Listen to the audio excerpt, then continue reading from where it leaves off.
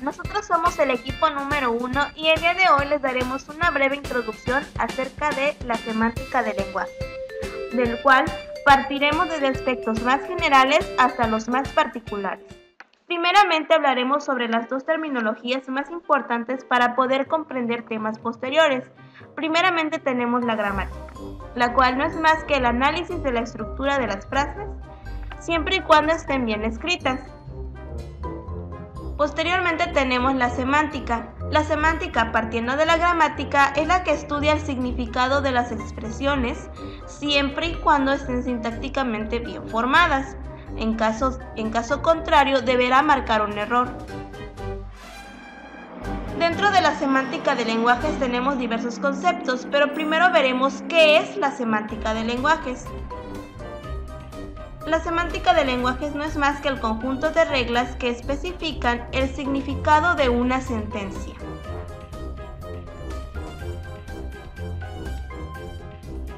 Dentro de la semántica de lenguajes tenemos un lenguaje de programación, el cual se describe mediante la semántica. Una vez estando en la semántica, podemos encontrarnos con dos tipos de especificaciones, la especificación natural y la especificación formal. Dentro de la especificación natural podemos darnos cuenta que parte desde un lenguaje utilizando un lenguaje natural para posteriormente poder definir características semánticas de dicho lenguaje.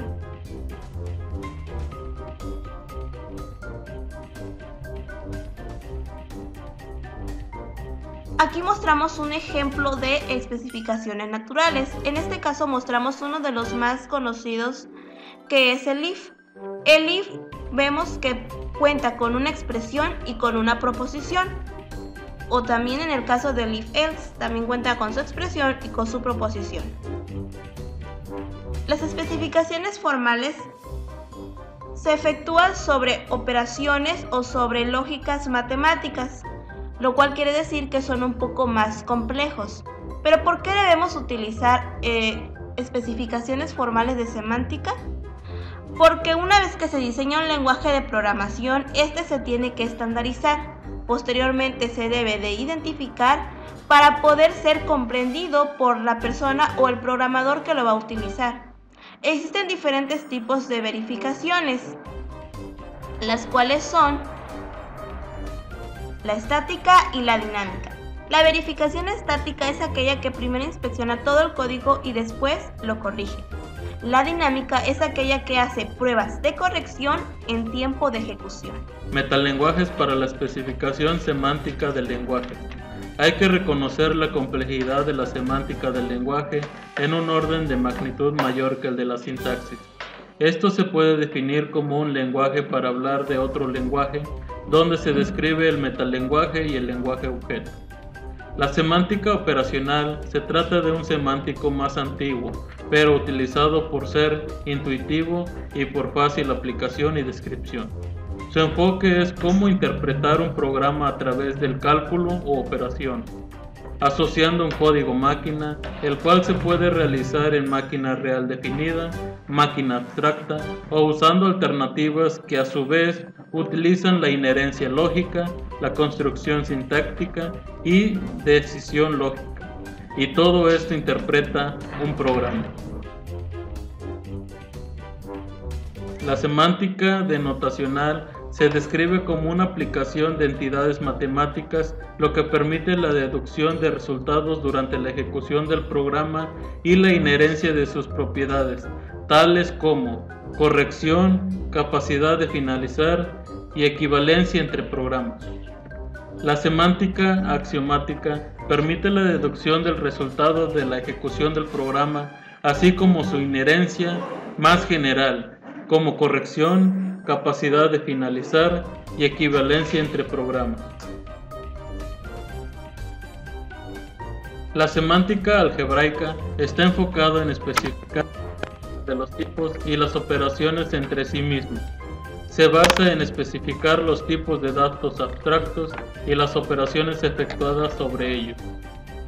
La semántica de acciones son soportadas por las operaciones previas en los lenguajes de programación y definen las primitivas para la asignación y declaración de identificadores y la combinación de instrucción mediante el flujo secuencial. Ahora les hablaremos acerca de las gramáticas con atributos. En abreviación es GA. Este tipo de gramáticas también son llamadas gramáticas atribuidas debido a que están 100% apoyadas en la asignación de atributos o de propiedades. Las gramáticas con atributos son independientes del contexto y tienen una estrecha relación con la gramática, y a esto se le llama análisis semántico dirigido por la sintaxis. ¿Cómo podemos definir las gramáticas con atributos? Supongamos que tenemos estos tres conjuntos, A, B y C, donde A contiene todos los símbolos terminales y los no terminales, donde C y B comprenden aquellas producciones de nuestra gramática con atributos. ¿Qué son los atributos? Los atributos son todas esas propiedades que van a contener los símbolos terminales y los no terminales. Para poder entender mejor esto, mostraremos un ejemplo. Supongamos que tenemos la declaración de un tipo de dato, en este caso int A. Int sería el tipo de dato, el cual es un atributo. A se le asigna el valor de 5, por lo cual dicho valor es un atributo o una propiedad. El atributo se tiene que evaluar. Una vez evaluado, se confirma, o sea que es correcto o se altera. Existen dos tipos de mecanismos para la evaluación, que es el sintetizado y el heredado. Ambos contienen diferencias porque el sintetizado comienza de abajo hacia arriba y el heredado de derecha a izquierda. En este apartado vamos a ver lo que son las acciones semánticas. Las acciones semánticas tienen distintas finalidades dependiendo de la instrucción que se le dé. Aquí se muestra un ejemplo de las reglas sintácticas y también de las acciones semánticas para cada regla. Por ejemplo, tenemos la regla A es igual a B más C, y la acción semántica para esto es tenemos que especificar el valor de A, de B y de C. Además, también debemos de especificarle el tipo y el tipo de dato que se va a usar. Las condiciones son definidas sobre las producciones y hacen que las acciones semánticas se hagan correctamente.